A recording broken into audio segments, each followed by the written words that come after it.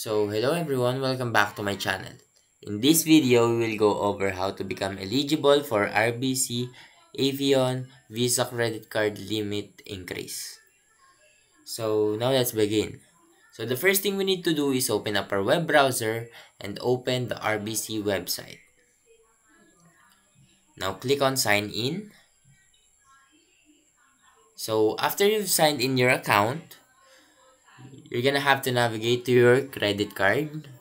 Find your RBC Avion Visa credit card under the list of your accounts. Then here, request increase. Look for an option such as request a credit card limit increase or credit card services. After that, you need to fill out a form.